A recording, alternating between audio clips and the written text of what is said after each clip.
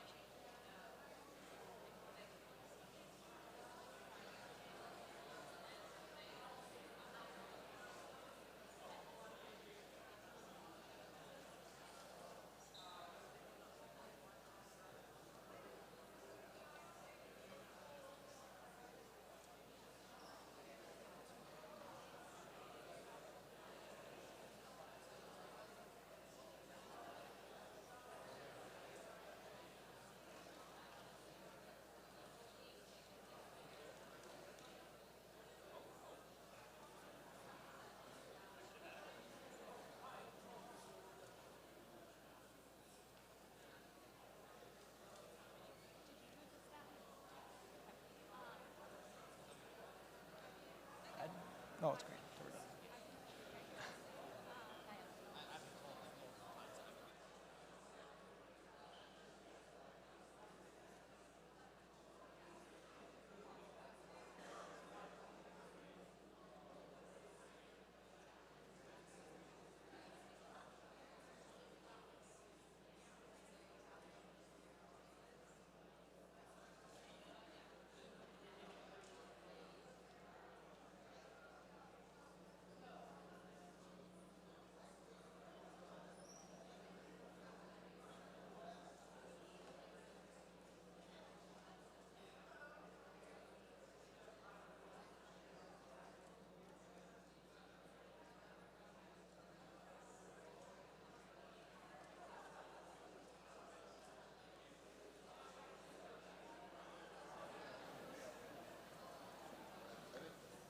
13 months in the making.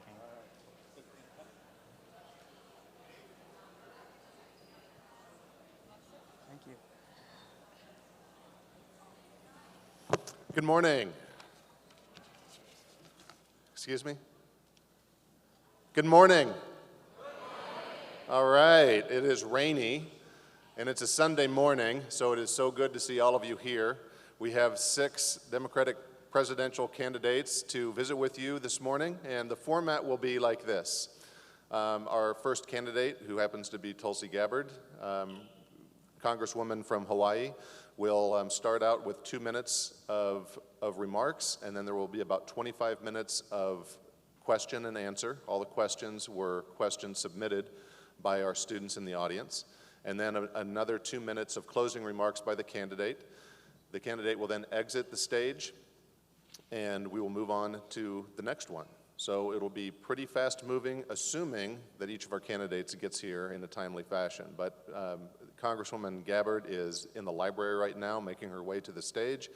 And so I want to make a few opening remarks and then turn things over to Carol Hunter from the Register, and off we go.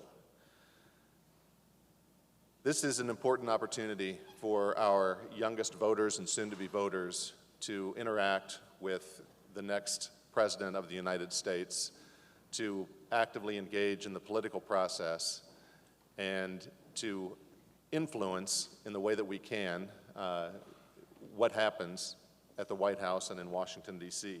In education, we talk a lot about outcomes, and one of the most important outcomes of a good public education is students becoming thoughtful, informed, and engaged citizens. And our students here in Des Moines, by virtue of being located in our state's capital city and Iowa's unique role every 4 years in politics, have opportunities here that no students elsewhere in the entire country have when it comes to having a front row seat to our democracy. And one of our goals of this forum is to capitalize on this opportunity to provide our youngest voters a genuine chance to be directly involved. One quick reminder for everyone here this morning, we have all heard the expression Iowa nice. We are going to show what that means this morning. While I want us all to give a warm welcome to each of our candidates who are giving us their time this morning, this is a place for civic engagement, and we want to model what we expect in terms of decorum and civility from our elected leaders. If you are going to post anything from social media this morning, please use hashtag YouthVoice. We would appreciate that. And finally, a few quick thank yous. First, to our Des Moines School Board, several of whom are with us here this morning, for agreeing that the school district should co-sponsor this event. Second, to Fez Zaffer, senior here at Roosevelt, who is today's moderator, for his work over the past almost 13 months, including a very intense last 2 weeks, to organize this event.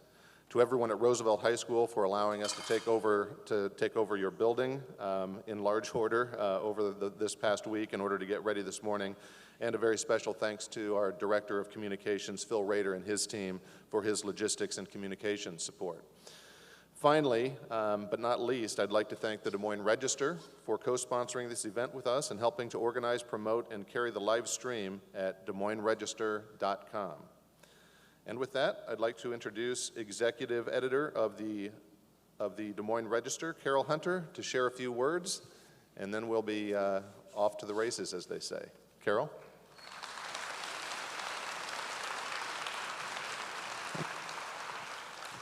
Well, hello and welcome to the Youth Voice Iowa Caucus.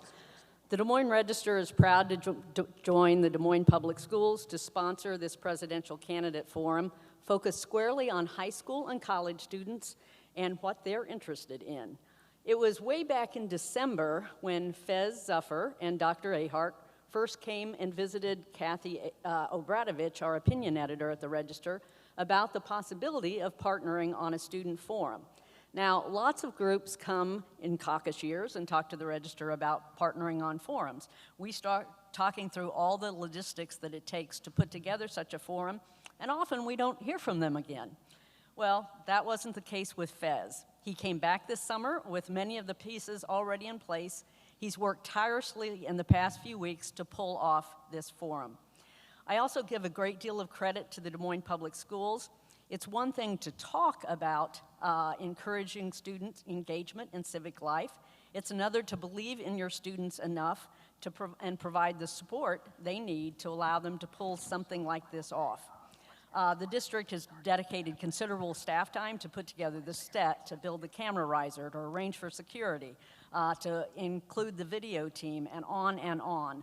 I particularly want to thank Superintendent Ahart and also Phil Rader, the communications director, for all of their efforts. In all honesty, for the Register, there probably wasn't a great business case for doing this forum. But Kathy Obradovich and I couldn't resist the idea that putting together a student forum was the right thing to do. For the students here in the audience, many of you have been told again and again that if you believe in something enough and if you work hard, you can change the world. Well, the best way to do that is by exercising your right to vote. We at the Register hope that you take seriously your opportunity and obligation to become an engaged citizen. We take seriously our obligation to provide the information you need to become an informed voter. We believe that credible, trustworthy journalism from a free press is a foundational building block in a healthy community and a healthy democracy. Even if with a field so large this year, the Register has a reporter assigned to every candidate. Our reporters research positions, they interview the candidates, and interview experts on the issue. We've put together an online candidate tracker so you can go online and quickly look up where the candidates are going to appear and make plans to go see them. You can also sign up on our website at DesMoinesRegister.com to get our politics newsletter. It's emailed to your inbox every Monday through Friday, and you'll get a summary of Iowa political news. So also, please seek out other credible, trustworthy news sources as well to learn all you can about the candidates and the issues that interest you.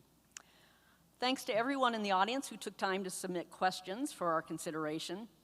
Judging from those, I think many of you think that older generations have kind of left you a mess.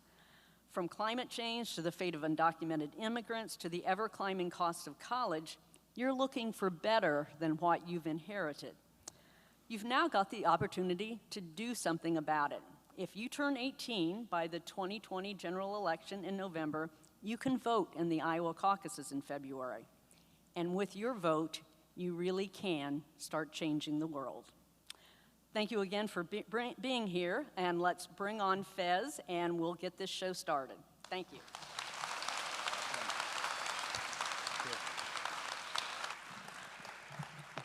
Good morning. Students, teachers, Iowans, my name is Fez Zuffer, and it's my pleasure to welcome you all to Youth Voice, the Iowa Caucus, a presidential town hall hosted here at Theodore Roosevelt High School. Today, you'll have the opportunity to engage with 6 presidential candidates as they make the case for why they should win the Democratic nomination for President of the United States. Since the start of caucus season, Iowa has hosted hundreds of town halls for over 24 candidates. But this student-driven forum is unique because today, Iowa's youth will be able to ask questions about issues that matter to them over important topics that are too often excluded from the national conversation. In this room, we are hosting hundreds of students from Iowa's various high schools and colleges. Some students have traveled from out of state, such as Kansas, Minnesota, New York, and as far as Washington, D.C. Today's event is run by the Roosevelt Student Council and sponsored by the Des Moines Public Schools and Des Moines Register. We thank them for amplifying the voice of youth. Historically, the youth electorate has been a deciding factor for the winner of the Iowa caucuses, yet young people continue to be ignored, and it has had its effects. In the 2018 midterms, only 31% of American voters aged 18 to 24 even journeyed to the polls, and that number was seen as historic. But through events like this, where we can speak and listen to our leaders one-on-one, we can inspire and motivate America's youth to realize that they have a voice and that their voice matters. Now, almost 12 years ago to the day, a young senator from Illinois named Barack Obama stood on a platform in Waterworks Park and spoke of, quote, the power of one voice to change the mood of a room. Because when you change the mood of a room, you can change the mood of a city. And you change the mood of a city, you can change the mood of a state. And when you change the mood of a state, you can change the mood of a country, and through that, the world. Now, 3 days ago, I turned 18 years old, and now I stand before hundreds of you and ask that no matter your political party or background, that you register to vote, that you join me at the polls on November 3rd, 2020, and that you make yourself heard. Welcome to Youth Voice, and let's get this conversation started.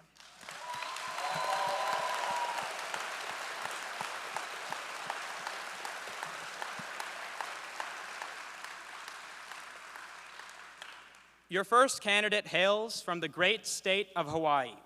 She began her political career at the age of 21 as a member of the Hawaii House of Representatives before joining the U.S. Army, where she currently serves as a major.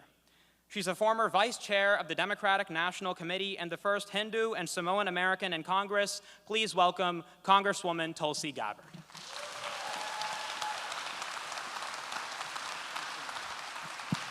Good morning. Aloha. Let's try again. Aloha. There we go. I know it's early. It's a Sunday morning. I feel you. Thank you so much for being here. Thank you, Fez, for your kind introduction. And thank you to the hosts for bringing us all together today for what is a very important forum. You know, so often I've heard throughout my life in politics, well, we got to get more young people involved. Where are all the young people? How do we get them interested in what's going on? I tell you, when I was your age, I was very interested, but there were no platforms like this. They're actually bringing your voices and your concerns about our future to the forefront. I want to start with what I think is a central issue. How many of you here have recently read the Gettysburg Address? Most of you.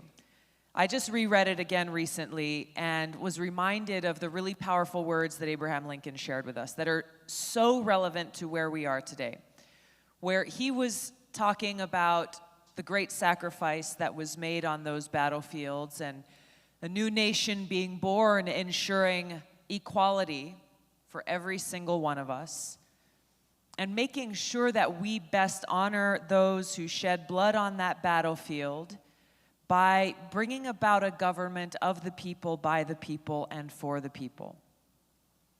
Of, by, and for the people. How many of you think that we have that government today? Not a single hand raised. Because we don't. We don't. I can tell you, I've been in Washington now for nearly 7 years, and what we have is a government of, by, and for the very few, the very rich, and the very powerful.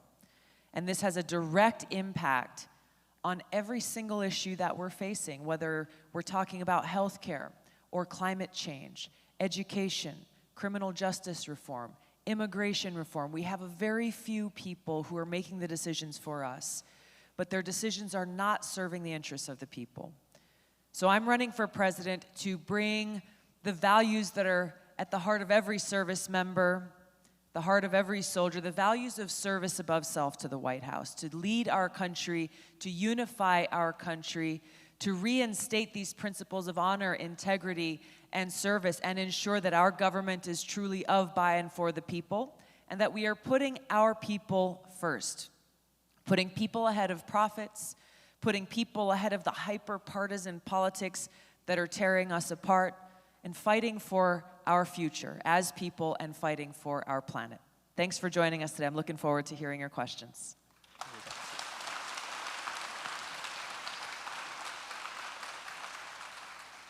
Now, Congresswoman, we're going to start off with the same question that every candidate today will receive. When registering to attend this event, about 57% of students reported that they'd be eligible to vote in the 2020 election, yet only 44% said that they plan to. If you win the Democratic nomination, what will you do to engage America's youth and increase voter participation? Thank you. This is the central point here, is you've got to be motivated to want to be involved. So you're here, you've already made that first step. Most of you are registered to vote. But like most voters, and this is not something that is only limited to one age demographic or another. Unfortunately, over time, we've seen more and more people just say, you know what, my voice doesn't matter. It's not being heard. My vote won't make a difference, so why make time to both get informed and educated about the candidates who are asking for your vote, and then to go out and actually cast that vote. And this is the problem. This is a problem with our political system, that it has become one that is more interested in serving itself rather than actually listening to voters and working together to address those needs.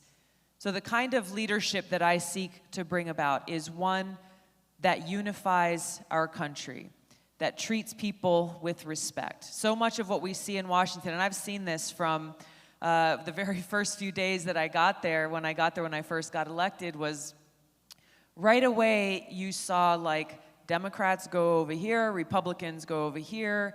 You're not encouraged to work together. In fact, you're discouraged to work together by the political parties who say, well, you know, if you work with that person from the other party, then you might help them get a political win and therefore help them in their reelection. We really want to beat them in that election, thinking always about how to win in the next election rather than saying, let's actually work together to get stuff done, to deliver results. Now, I'm a Democrat. I work with Democrats and Republicans in Congress. I've been able to be effective because I began my service there reaching out to others, recognizing, hey, you might disagree with me on 9 out of 10 issues, but on that 10th issue, let's do all that we can to pass legislation and actually fix a problem that's facing our country. So I think actually leading in this way, putting service above self, putting service to the people of our country ahead of any partisan politics is an essential part to making sure that, yes, we are engaging voters, but giving you as voters a reason to participate in the process, recognizing that the only way that we bring about the systemic change we need to see in our government to make sure it is serving the people is when we, the people, stand up and are engaged in that process. I'd like to go to Sam Wolstenholme. He's a student at Drake University. What are you planning on addressing immediately to tackle climate change in your first 100 days of office? Thank you. You know, the issue of protecting our environment is really what motivated me as a teenager to get involved, to step outside of my little, safe place and actually start to do something about the challenges I was seeing in my home state of Hawaii. So this is something I'm really personally passionate about. I think I was 16 or 17. I co-founded a nonprofit called the Healthy Hawaii Coalition that was focused on protecting our water and protecting our home state of Hawaii. It's the main reason why I ran for office when I was 21. And this issue, now that it's coming more and more to the forefront, is something that is a huge priority for me. As president, the very first thing that I would do is get back into the Paris Climate Accords. That's an important first step, but it is only a first step, because we know that this is a global challenge that requires a global response. And while those Paris Accords were good, they were only a marginal fraction of where we know we need to go. I would lead in pushing through a plan like that is found in my legislation called the Off Fossil Fuels Act that would end the nearly $30 billion a year that we as taxpayers are giving to fossil fuel corporations, and instead redirect those resources towards investing in a truly renewable energy future and economy. We're talking about investing in renewable energy, investing in workforce training and jobs, and providing those opportunities, harnessing all of the innovation and technology that we have available to us to build this future that will that'll be there for us, for you, for your kids, for their kids. I mean, this is what we're talking about. I think we've also got to look at agriculture. This is something that's not as often addressed when we're talking about climate change, but the old practices of well, they're not necessarily old. It's multinational agribusiness corporations continue to persist in these agriculture models that actually ruin our soil, emit more carbon into our environment, and are completely unsustainable. So I think we've got to look at the incentives and the subsidies that are put forward in things like the Farm Bill to move away from that and move towards investing in and incentivizing in sustainable regenerative agriculture that will have a tremendously positive impact on our environment and on climate change. Now, Congressman, a quick follow-up. You have proposed legislation that would require manufacturers to sell zero-emissions vehicles. In terms of ethanol production, Iowa's ranked first in the nation with a GDP of $4.6 billion. So what would be your or your plan to help Iowa farmers make that transition? Well, I think this has to be part of a larger comprehensive plan. I want to point out something that President Trump did recently that was harmful in this area. Providing these waivers that basically said, hey, we're going to continue to choose to push forward more fossil fuels rather than incentivizing more renewable fuel sources. So this is something that we're working on in my campaign. We'll be releasing the details of this to make sure that we are using every part of the incentives that can be provided through things like the Farm Bill, through the Department of Energy, through different incentives through our tax code to make sure that we are moving forward in a sustainable way. So that plan's coming soon? Yep. Okay. I'd like to bring in Mitchell Wallsmith. He's a student here at Theodore Roosevelt High School. Hello. Morning. Many Americans have found your foreign policy refreshing compared to other candidates, but find some aspects of your relationship with certain foreign leaders worrying, namely your connection with Syrian President Bashar al-Assad. How can you get the American people to believe that this connection will not get in the way of American foreign policy? Thank you. Thanks for your question. You know, it is a sad state of affairs in our politics today when simply meeting with a leader of another country is seen as being cozy, or you're a fan of, or you're an ally of, or you're a lover of dictators, which is the concern that's often raised, to detract away from the substance of the argument. Now, I've been very vocal in how we must end these wasteful regime change wars that our country has been waging now for too long, to redirect those resources, the over $6 trillion that we've spent since 9/11 alone on regime change wars in places like Iraq and Libya and continuing in Syria. Countless lives lost, both American lives and lives in these other countries. We've got to end this insanity, not start any new ones, and instead redirect those resources towards serving the needs of the American people here at home.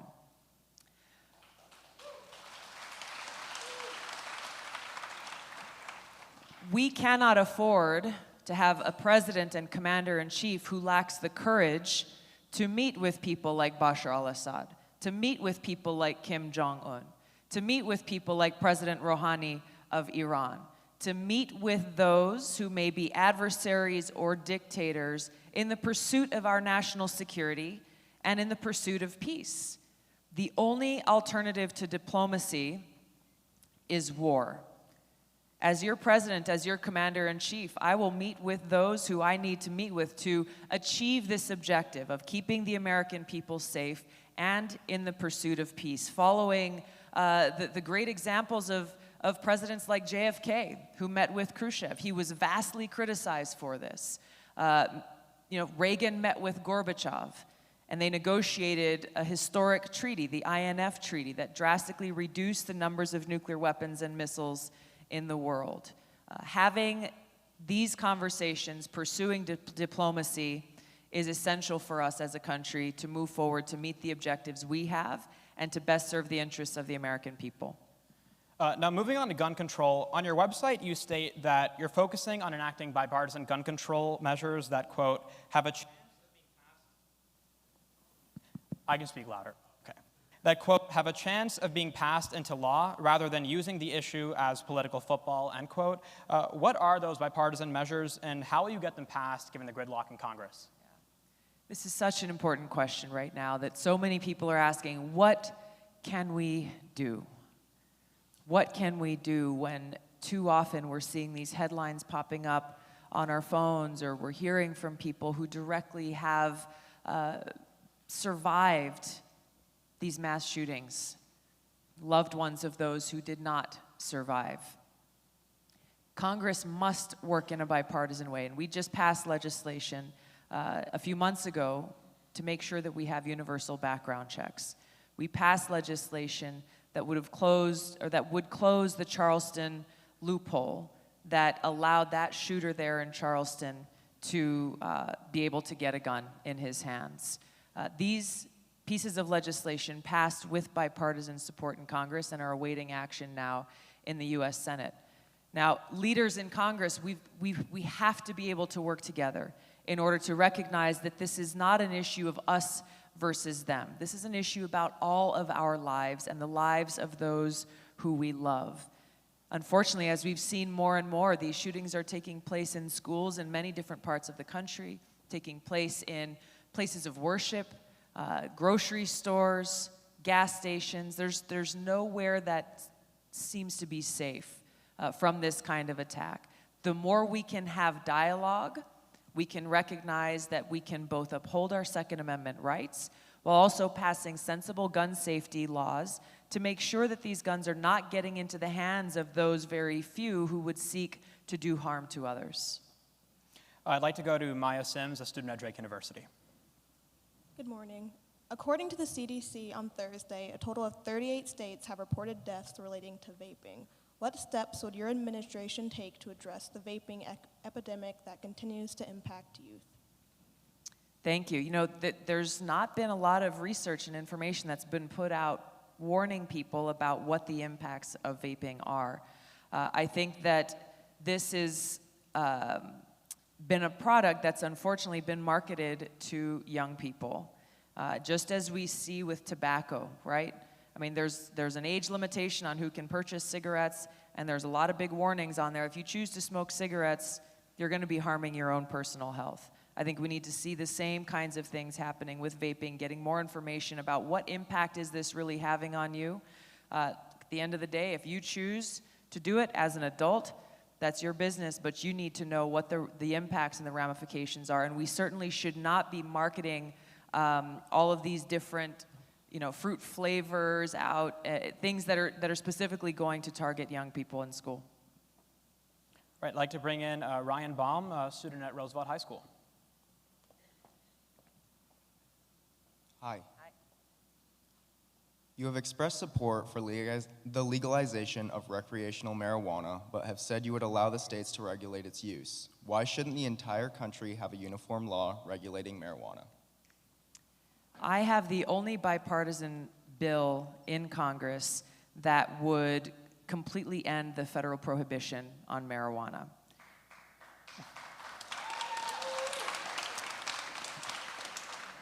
Now, every state is different. Every state is choosing to regulate this differently. I think we're at nearly 30 or 33 states now that have already legalized either medicinal marijuana or full recreational marijuana. And every state, as our federal government allows, states manage the business within their states. There should be no federal prohibition in place. The problem with what we're seeing now with the existing federal prohibition is that even in states like mine, like Hawaii, that has legalized medicinal marijuana, they can't get insurance for those businesses. There are no banks that'll do business with them.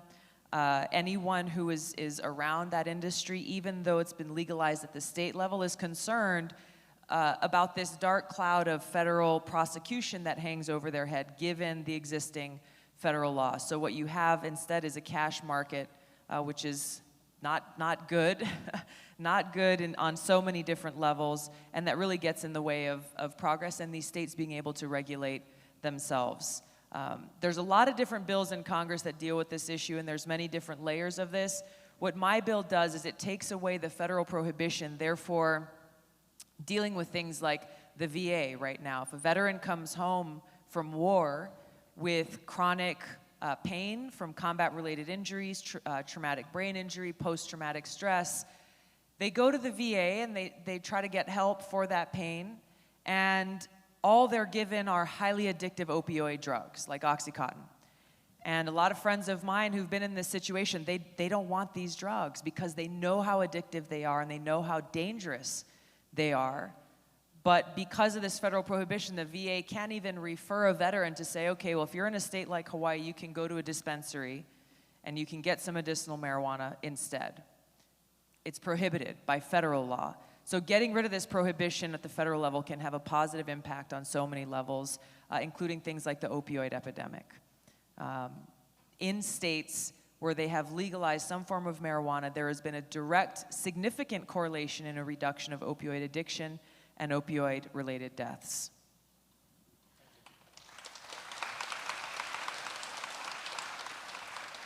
Your next question will come from Kate Miller. She's an English teacher at Central Academy here in Des Moines.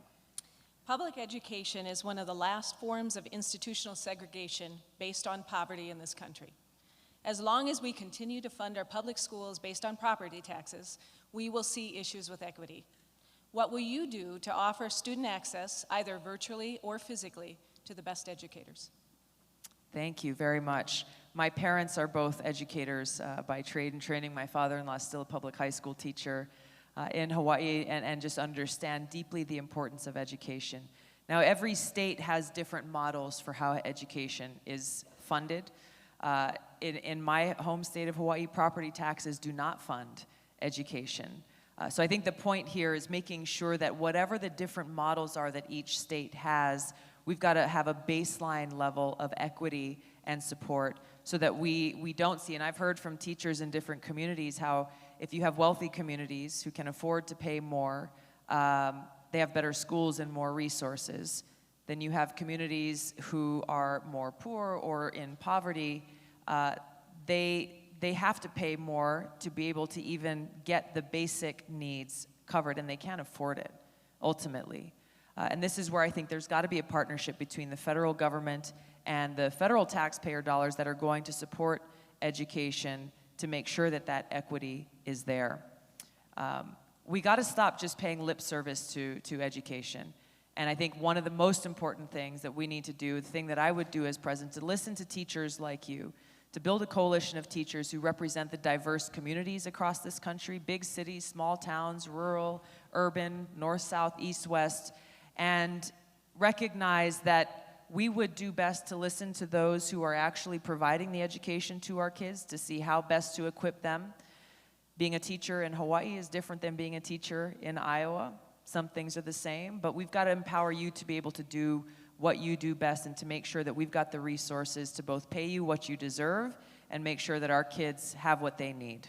So you're talking about listening to teachers. Would you have some kind of like a council maybe under your administration that would be comprised exactly. of teachers? Building a coalition of teachers that represent the diversity of our country. Because I've seen just in the time that I've been in Congress and what I've heard throughout my time in state government in Hawaii as well as the city council, you get this top-down approach coming from the big government, Department of Education in Washington, that is so often completely out of touch with the reality of what's actually happening in the classrooms every day.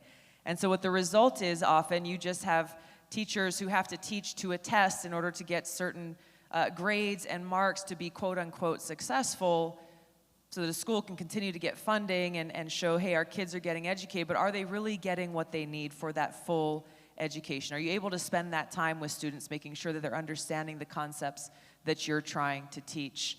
So I think we've got to turn this thing upside down and actually focus on where the action really is happening and make sure that that is what informs the policies that we're making.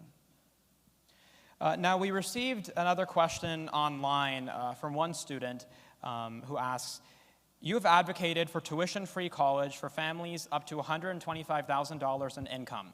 Why should people who did not go to college have to pay for those expenses? This is one component of a larger vision that we have to have for higher education, recognizing that going and getting a four-year college degree isn't for everybody.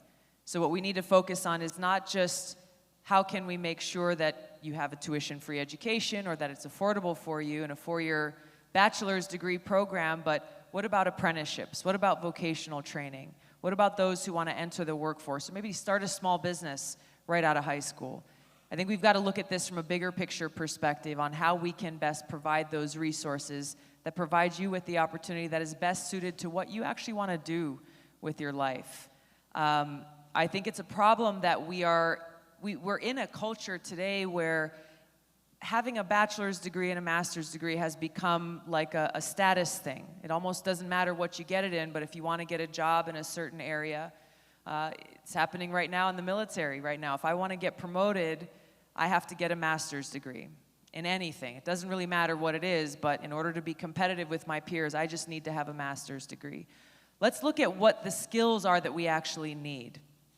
Rather than encouraging more and more folks to go into debt, more and more people to feed into the rising cost of higher education, which we have to deal with as well, let's focus on what skills do you have, what skills do you need to be able to pursue the line of work that you choose in your life. So I think we have to look at this from a broader perspective on achieving that objective of how we can best help equip people to pursue their line of work or their dreams. You have a couple of minutes to offer closing remarks. All right. That time went by quick. Thank you very much. Great questions today. Look, being involved and engaged in this process is the most important thing. As we talk about the different challenges and issues that we're facing, they can sometimes seem too great. The obstacles are too big to overcome. Big money in politics. How do we overcome this? How do we bring about this change? How do we mend the divides and build bridges to bring our country together so that we can actually deliver results? The only way that we make the kind of big change that we need to see is by being actively engaged and involved in the process. Throughout our country's history, we've seen when big changes have happened, it's happened when we, the people, have stood up and made sure that our voices are heard, made sure that those who are in positions of power are not allowed to let their money drown out our voices. So your engagement and involvement in this process is essential. It is essential for the things that you care about right now. It's essential for the kind of future that you want to live in. On every single one of these issues, I encourage you to be informed, be engaged, be involved in this process at a minimum as a voter, but think about how you can do more, how you can get more of your friends involved in the process. Think about running for office yourself. When I first ran for office at 21 years old, a lot of people said, she's too young, maybe she should wait another 10, 20, 30 years, her voice doesn't really matter. But I went out and I knocked on thousands of doors all across the district, and I earned that support from people because I was passionate about fighting for them. I am passionate about fighting for you to bring about these values of service above self to the White House so that we can all come together to bring about that change that we need to see that puts people ahead of politics, that puts people ahead of profits so that we can together move forward. Thank you so much for having me here today, everybody. Have a great day. Thank you. Right, a quick picture. Oh, shirt. awesome. There. Why don't you hold this side? Perfect. Thank you so much. Appreciate it. Oh, there you go. It's for you. Thank you. Thank you.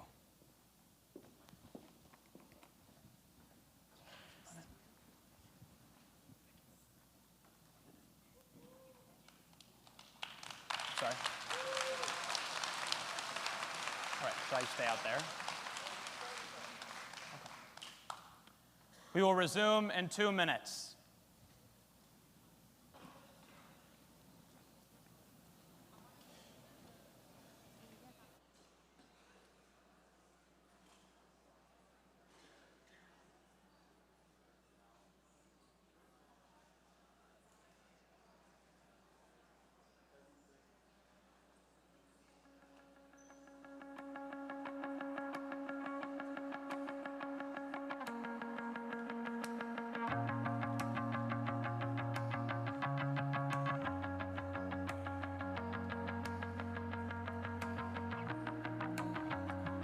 All right, ladies and gentlemen,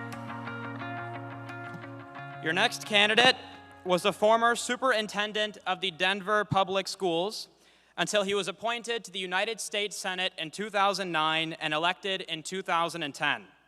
He's the former chair of the Democratic Senatorial Campaign Committee and the senior senator from the great state of Colorado. Please welcome Senator Michael Bennet.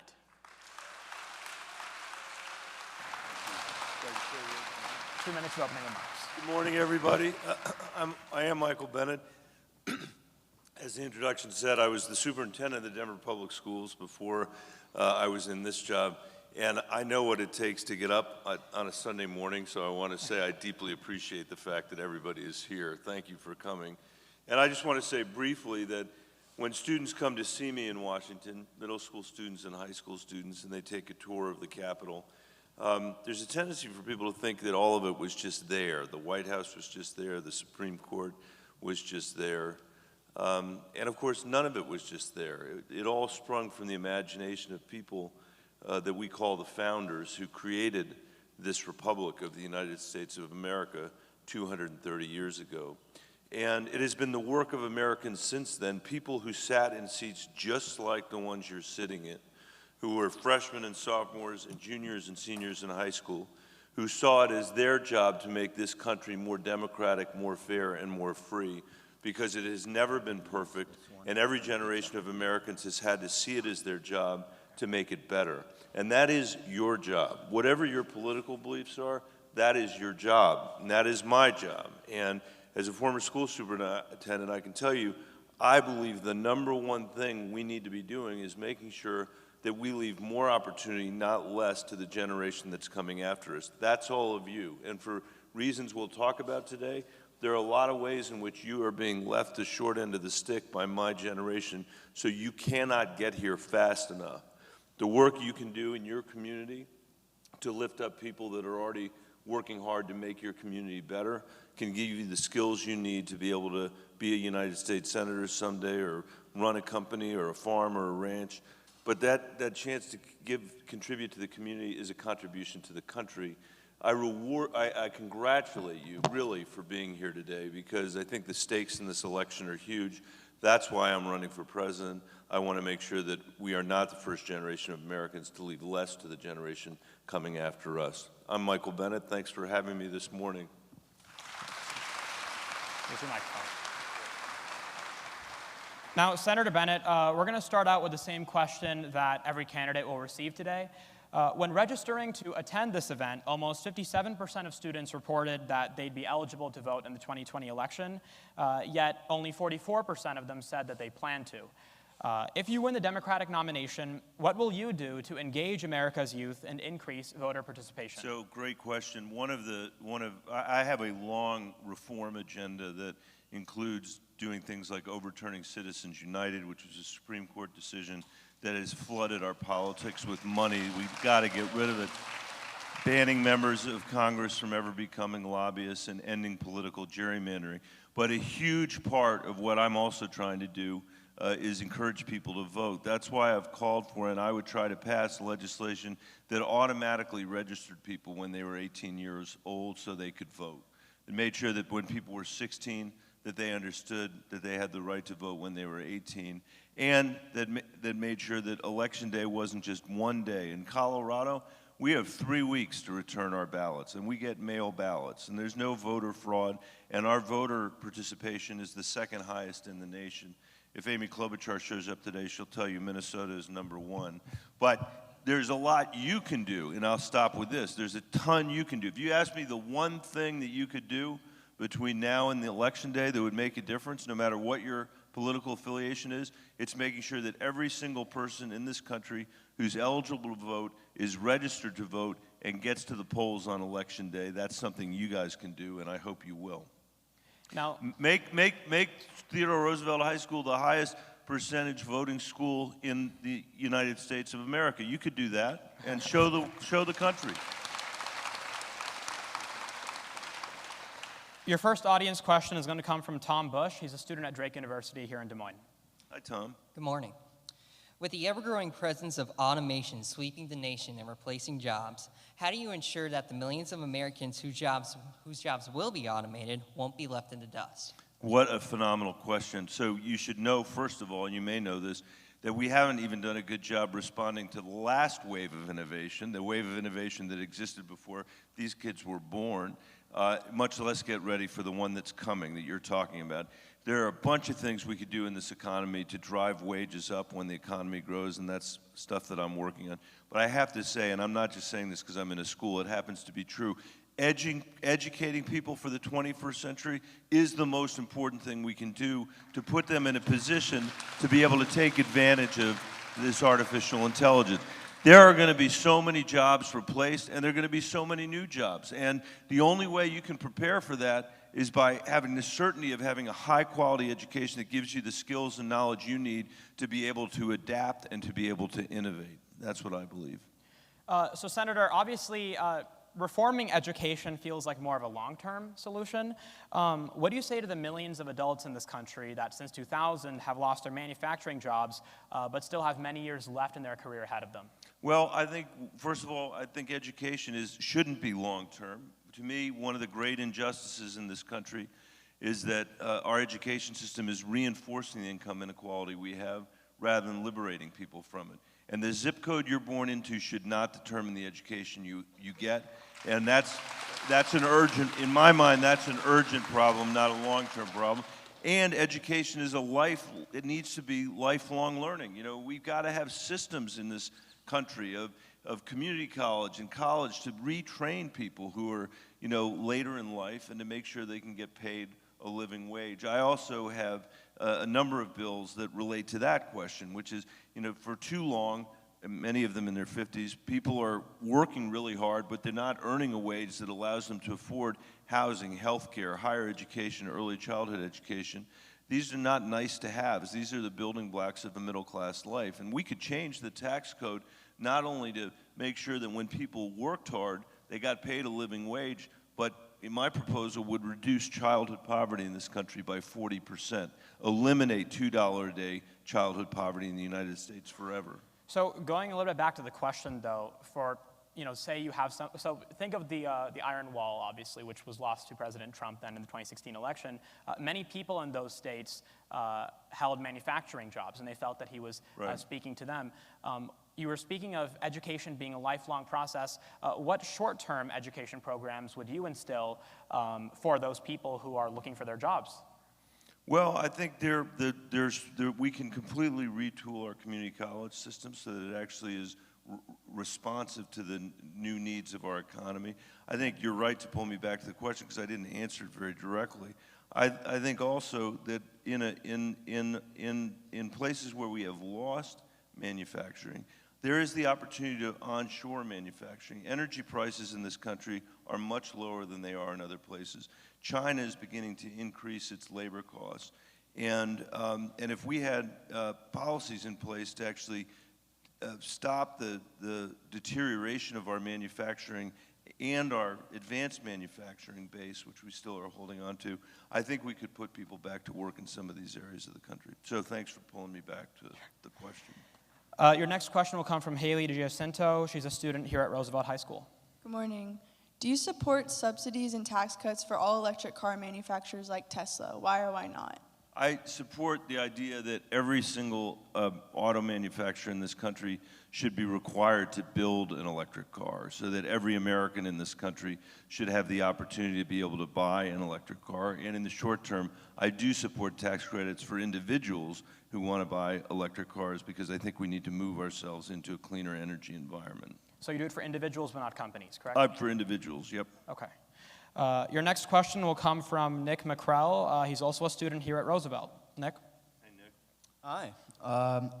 My question is, do you support the effort advocated by Ted Cruz and Alexandria Ocasio-Cortez to enact a lifetime ban on lobbying by former members of Congress? Well, let me say this. I'm so irritated, not by your question, but the reality of what a terrible politician I am. For 10 years, I have had the bill. I just want to be clear about this. I have had the bill that bans members of Congress for life from ever becoming lobbyists. That's been my bill for 10 years. I could never get anybody on it because they all want to become lobbyists, until a few years ago when I started to get some. And now Ted Cruz and AOC have arrived with their Twitter feeds to say this is a good idea. So I would be happy to have them join my bill. That's what I'd be happy for them to do. Thank you. Now, several politicians on both sides of the aisle have also advocated for term limits. Is that something that you would support? I don't actually support term limits, because there are no term limits on the lobbyists. You know, and they will just stay there, and they will build their influence even more. And I think that's why it's a very short-sighted, bad idea. Much better idea: overturn Citizens United, get the money out of our politics. Much better idea: end political gerrymandering, so that politicians aren't picking their voters, voters are picking their politicians. And another great idea is a lifetime ban on members of Congress. And by the way, that's not just political. It sounds kind of political. Over half the people that retire from the House and the Senate, who leave the House and Senate and don't retire, become lobbyists in Washington, D.C. I think it's a terrible message that we're sending the American people. But don't you think that influence that a lot of these lobbyists have, don't you think that somewhat correlates with politicians wanting to stay in power for longer? Don't you think that if there was a term limit of about 8 years for a senator, then they wouldn't be bought as easily? I actually think that's the opposite is true. I think that where both can be true. Yes, some politicians, yeah, probably. But it takes a while to figure out how the place works, and especially when it's as messed up as it is today. I mean, I've been there for 10 years, and I finally understand how it works. Maybe I'm slower than some of these other people, but I doubt it very much. And the other thing is, there's been a lot of change. I mean, when I got there, I was the youngest senator. I was 44 years old. Now there are a lot of younger senators than I am. And I was 99th out of 100. Actually, Kirsten Gillibrand wrecked my Wikipedia page because she got appointed a week after I was, and then I was no longer the youngest senator. But the place in so many ways is corrupt and unresponsive to the American people. And the reality is, today we got a bunch of people that have been there, or some people that have been there for 1 million years. Got a bunch of people like me that have been there for 10. I'm now 41st in the Senate.